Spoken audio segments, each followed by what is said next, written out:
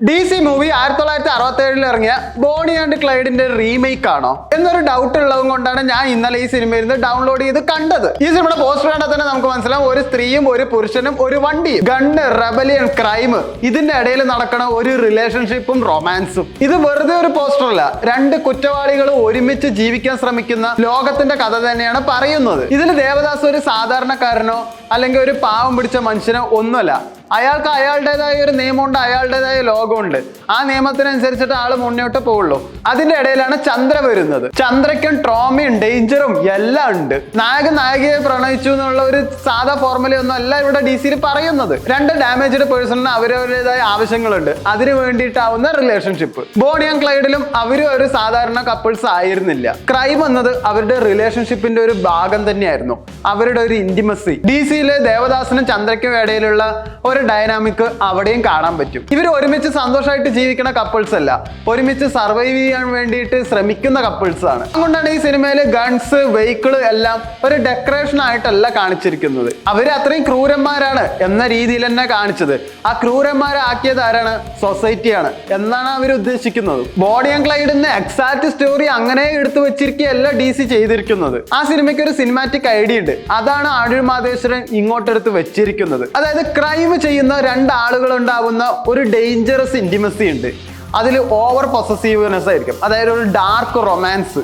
ഇതൊക്കെയാണ് അതിൽ ശരിക്കും കാണിക്കുന്നത്. ബോണി ആൻഡ് ക്ലൈഡ് മൂവിന്ന് ക്യാരക്ടർ ആർക്ക് എടുത്തു വെച്ചിട്ടുണ്ടെങ്കിലും ദേവദാസ് എന്ന മിത്തോളജിന്ന് അദ്ദേഹം എടുത്തു വെച്ചിട്ടുണ്ട്. ചന്ദ്രയുടെ ക്യാരക്ടറിനെ പറ്റി കൂടുതൽ ഞാൻ പറയുന്നില്ല, പക്ഷെ ചന്ദ്രയുടെ ക്യാരക്ടറിനെ ഒരു നേവൽ ഷോട്ടോ ക്ലോസ് അപ്പ് ഷോട്ടോ ഒന്നും വെച്ചിട്ട് വെറുപ്പിച്ച് കൊടുത്തിട്ടില്ല. കാരണം ചന്ദ്രയുടെ ക്യാരക്ടർ അങ്ങനെയാണെങ്കിൽ ആ ക്യാരക്ടറിനെ ഡിമാൻഡ് ചെയ്യുന്ന രീതിയിൽ കുറച്ച് ഷോട്ടുകളൊക്കെ വെക്കണ പതിവുണ്ട്, അതൊന്നും ഇവിടെ ഉണ്ടായിട്ടില്ല. പിന്നെ ലോകേഷ് കനകരാജിന്റെ സിനിമയിലെ നായകന്മാരെ നോക്കിക്കോളൂ, നല്ല പവർഫുൾ ആയിരിക്കും, എന്ത് നേരിടാൻ കരുത്തുള്ളവരായിരിക്കും. പക്ഷെ അവരുടെ ബാക്ക് സ്റ്റോറി, അവരുടെ പാസ്റ്റ് എല്ലാം മോശമായിരിക്കും. അവർ ഇമോഷണലി ഡാമേജ്ഡ് ആയിരിക്കും. അതിപ്പോ കൂലി എടുത്താലും, ലിയോ എടുത്താലും, കൈദി എടുത്താലും, മാസ്റ്റർ എടുത്താലും ഇവരുടെ ആരുടെയും പാസ്റ്റ് നല്ലതായിരുന്നില്ല. അപ്പൊ ആ ലോകേഷ് സിനിമയിലേക്ക് വന്നപ്പോ അതേപോലത്തെ ഒരു ക്യാരക്ടർ തന്നെയാണ് എടുത്തിരിക്കുന്നത്, ഇമോഷണലി ഡാമേജ്ഡ് പേഴ്സൺ. സിനിമ തുടങ്ങിയപ്പോൾ ആദ്യത്തെ കുറച്ചു നേരത്തേക്ക് ലോകേഷ് തന്നെയാണോ നായകൻ എന്നുള്ള സംശയമൊക്കെ ഉണ്ടായിരുന്നു. കാരണം അദ്ദേഹത്തിന് ഒരു ഓവർ റിയാക്റ്റീവും ഉണ്ടായിരുന്നില്ല, ഓവർ എക്സ്പ്രഷനും ഇല്ല, സൈലന്റ് ആയിട്ട് പോകുന്ന ഒരാള്. അന്ന് ആ ഒരു സൈലൻസ് വയലന്റ് ആവുന്ന നിമിഷം ഉണ്ടല്ലോ, തിയേറ്റർ അങ്ങോട്ട് ഒരു കാട്ടുതീ പടർന്ന പോലെയായിരുന്നു. ചന്ദ്രയായിട്ട് വാമ്യാപ്പി തന്നെയാണ് സിനിമനെ നല്ല രീതിയിൽ എലവേറ്റും ചെയ്തിരിക്കുന്നത്. പിന്നെ ഈ സിനിമയുടെ കരുത്തെന്ന് പറയുന്നത് വയലൻസ് തന്നെയാണ്. വയലൻസ് വെറുതെ കാണിക്കില്ല, അവരുടെ ഫ്രസ്ട്രേഷൻ, അവരുടെ റിവഞ്ച്, ദേഷ്യം എല്ലാം തീർക്കുന്ന ഒരു വയലൻസ് തന്നെയാണ്. അതിൽ അനിരുദ്ധിന്റെ ഒരു മ്യൂസിക്കും കൂടി, എന്താ അനിരുദ്ധ് പണി വെച്ചിരിക്കണത്, അത് ശരിക്കും തിയേറ്ററിൽ ആസ്വദിക്കേണ്ട ഒരു സാധനം തന്നെയാണ്. കാരണം ഇവിടെ ഫൈറ്റ് വരുമ്പോൾ അതൊരു ഹീറോയ്ക്ക് മൊമെന്റ് അല്ല, അവിടെ ഫൈറ്റ് ആവശ്യമാണ്. അത് ദേവദാസിന്റെ ജീവിത രീതി അങ്ങനെയാണ് എന്നാണ് കാണിക്കുന്നത്. DC ദേവദാസ് എന്ന പുസ്തകത്തിന്റെ അഡാപ്റ്റേഷൻ ആണോ ചോദിച്ചാൽ ആണ് താനും, എന്നാ അല്ലാതാനും. എന്നാൽ ഇത് ഗാങ്സ്റ്റർ മൂവി ആണോ ചോദിച്ചാൽ എന്നാൽ ഇത് ഗാങ്സ്റ്റർ മൂവി തന്നെയാണ്. ലവ് സ്റ്റോറി ആണോ? ആണ്, ലവ് സ്റ്റോറിയാണ്.